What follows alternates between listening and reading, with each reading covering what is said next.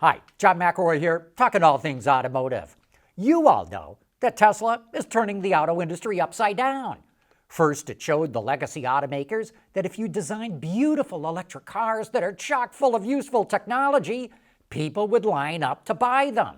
It showed them that you can sell EVs in volume without a dealer network, and it reminded them of the advantages of vertical integration.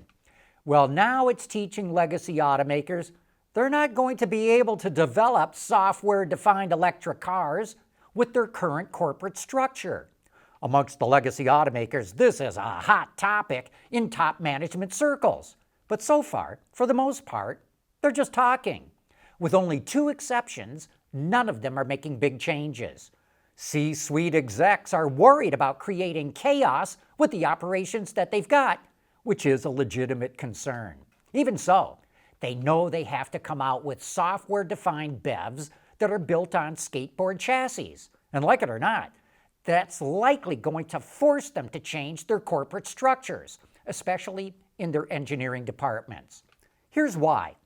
For the most part, legacy engineering operations are organized around specific parts of a vehicle, like the powertrain, the chassis, the interior, the body, and all the electrics and electronics. And then each of those departments are further divided into specific subsets. For example, powertrain is divided into fuel systems and exhaust systems and electronic controls and so on and so forth. This kind of organizational structure worked well until the industry entered the era of the software-defined car, which is where we're at now.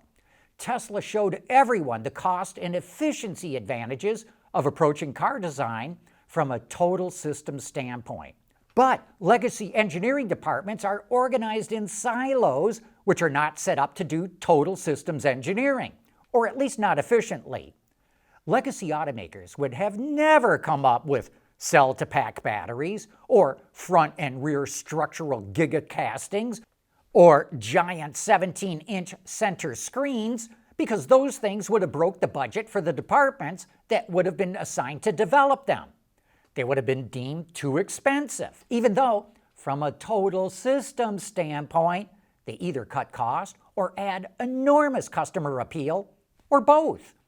Their organizational structure does not allow them to design cars like Tesla does. That's because Tesla starts designing new vehicles by first developing the electronic architecture. And once it decides how software will control every aspect of a vehicle, then it begins to design the vehicle around it. That's not how the legacy OEMs do it.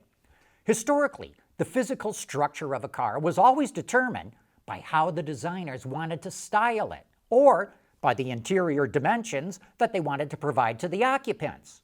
Over the years, as engineers came up with new features like power windows, cruise control, or air conditioning, they were bolted onto the car and connected with wires to a switch and a power source. As more and more features were added, wiring harnesses began to grow in size and weight. With the advent of computers in cars, automakers began grouping components into what are called domains. Each domain was centered around a given function. So, for example, they had a computer that controlled the engine, and another for the transmission, and another for the brakes, and other computers for other domains.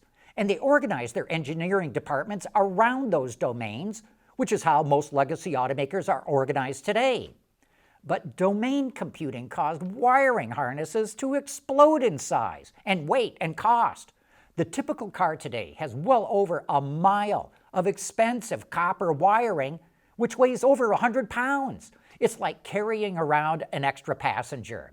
And lugging around excess weight drags down the driving range of electric vehicles. Moreover, all that wiring requires multitudes of connectors, and connectors are one of the highest warranty items for every automaker. So now the legacy automakers are moving to what they call zone computing. Each zone corresponds to the physical layout of a car.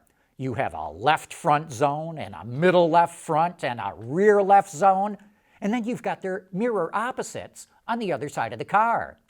By arranging computing and components by zone, automakers can greatly reduce the amount of wiring they need.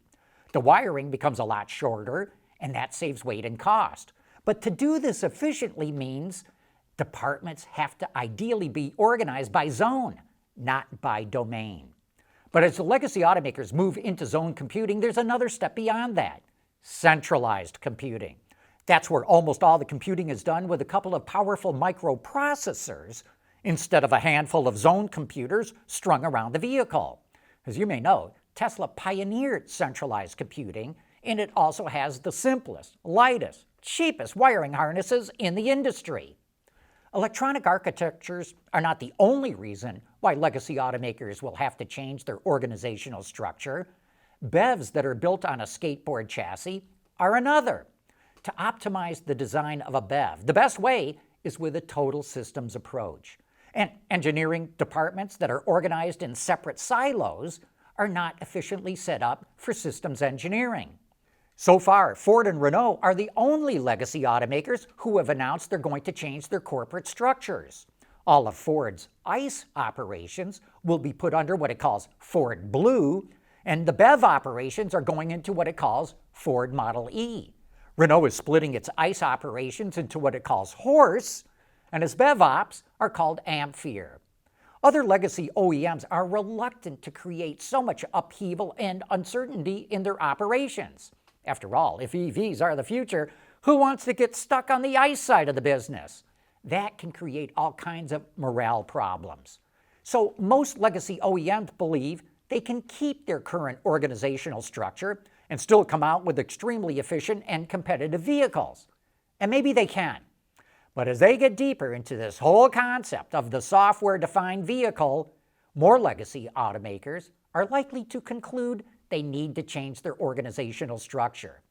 And I don't think it's going to take very long for us to see this happen. To paraphrase an old song, when it comes to corporate structures, we're on the eve of disruption.